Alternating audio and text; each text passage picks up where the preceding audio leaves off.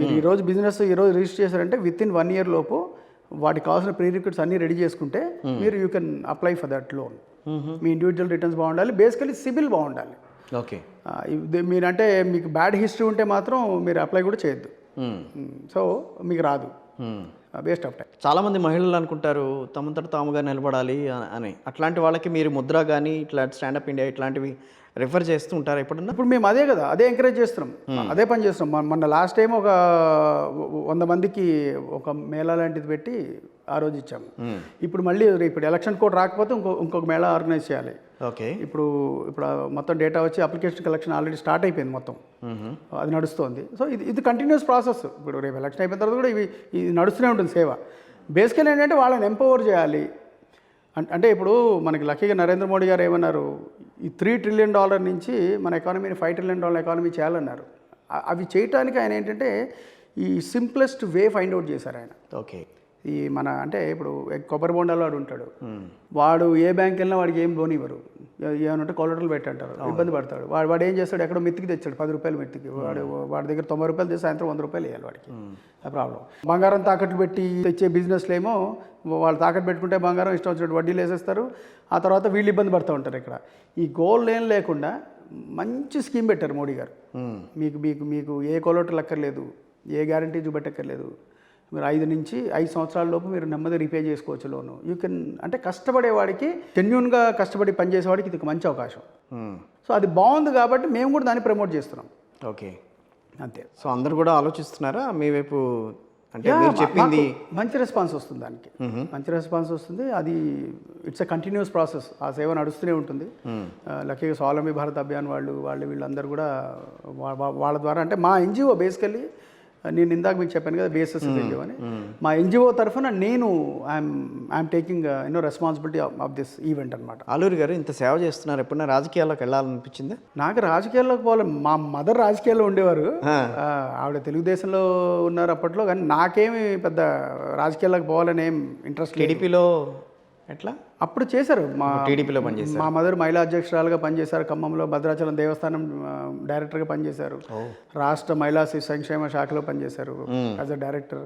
అప్పుడు మద్య నిషేధం ఉండేది, మద్య నిషేధ కమిటీ మెంబర్గా ఉండేవారు అన్నపూర్ణ విశాలాక్షి గారు, ఆలూరు అన్నపూర్ణ విశాలాక్షి ఉండేవారు. అమ్మ 2017 కాలం చేశారు.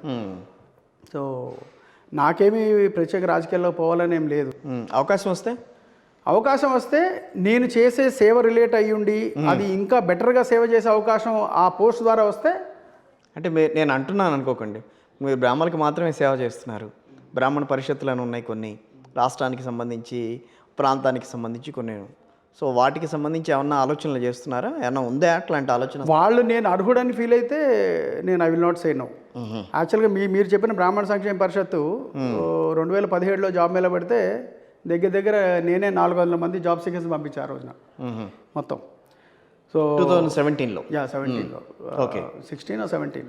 సో అప్పుడు 400, ఆ తర్వాత అది పెరుగుతూ వచ్చింది.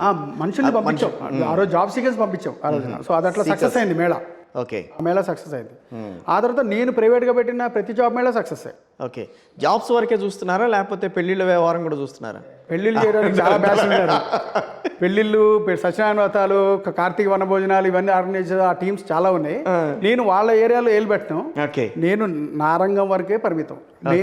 నేను ఏదైతే చేయగలను 100% ఏదైతే నేను దాన్ని డెలివరీ చేస్తానో నాకు సాటిస్ఫాక్షన్ ఇస్తానో నేను ఆ పనే చేస్తాను, అంతే. సో ఇప్పుడు ఇందాక మీరు అన్నట్టు రాజకీయ పరంగా అటువంటి అవకాశం వస్తే అది కూడా నేను నా ఏరియాని బెటర్గా ఏమన్నా అక్కడ చేయగలిగితే.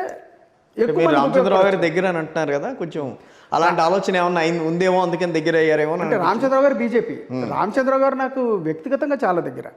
నాకు అట్లా అంటే నాకు ఒక రామచంద్రరావు గారు ఒక బీజేపీనే కాదు, కాంగ్రెస్ వాళ్ళతోటి మంచి సంబంధాలు ఉన్నాయి, బీఆర్ఎస్లో మంచి సంబంధాలు ఉన్నాయి, బీజేపీలో మంచి సంబంధాలు ఉన్నాయి. అంటే ఒక నిజంగా ఇప్పుడు నేను అడగటం కాదు కానీ సేవారంగంలో ఉన్నారంటే న్యాచురల్గా అన్ని పార్టీల వాళ్ళు కొంచెం ఏదో ఒకటి పుషప్ ఇద్దాము, మీ ద్వారా కొంత లబ్ధి పొందుదాం అన్న ప్రయత్నం అయితే చేస్తుంటాయి కదా. ఎందుకంటే అందరితో మీకున్న సంబంధాల విషయంలో కానీ వాళ్ళకి అవసరం అనిపించి అలాంటి సిచ్యువేషన్స్ వచ్చినాయా మీకు? అలాంటి ఆపర్చునిటీస్ ఏమన్నా? లేదండి, అట్లే లేదు. నేను ఎక్స్పెక్ట్ కూడా చేయను. వస్తే okay, it's a surprise, I will not say no. But నాకు అటువంటి ఎక్స్పెక్టేషన్ లేదు. ఎక్స్పెక్టేషన్ పెట్టుకొని ఏదో రిజల్ట్ చేసే సేవ కాదు. నేను ఐ డోంట్ ఎక్స్పెక్ట్ ఎనీథింగ్. ఏదైనా వస్తే అప్పుడు చూద్దాం. అట్లాంటి ప్రశ్న మీరు మీ ఫ్యామిలీలో అంత చదువుకున్నారని అంటారు, ఇంకొంచెం ఏమన్నా మిగతా వాళ్ళలో ఎవరన్నా మంచి పొజిషన్స్లో ఉన్నవాళ్ళు ఉన్నారా అట్లా? మా ఇంట్లో బేసికల్లీ ఉన్నారు. అంటే నా ఇన్ఫ్లుయెన్స్ అంతా నా మీద ఇన్ఫ్లుయెన్స్ అంతా నా మేనమామల నుంచి వస్తుంది నాకు. యాక్చువల్గా మా మదర్ సైడ్ వాళ్ళంతా బ్యూరోక్రాట్స్ ఉన్నారు మొత్తం. సో ఐఏఎస్లు, ఐఆర్ఎస్ఎంఈలు, ఆర్మీ ఆఫీసర్లు, ఆ బ్యాక్గ్రౌండ్ ఉంది. సో ఆ ఇన్ఫ్లుయెన్స్ అంటే నేను వాళ్ళని చూస్తూ పెరిగాను. అంటే నాకు ఎట్లాంటి బిహేవియర్ కానీ ఆర్ నడవటం కానీ, ఆఖరికి చెప్పులు పాలిష్ చేయడం ఎట్లా అనేది కూడా నేను వాళ్ళని చూసే చిన్నప్పుడు నేను నేర్చుకున్నా. మేబీ అది చెప్పచ్చో చెప్పకూడదు.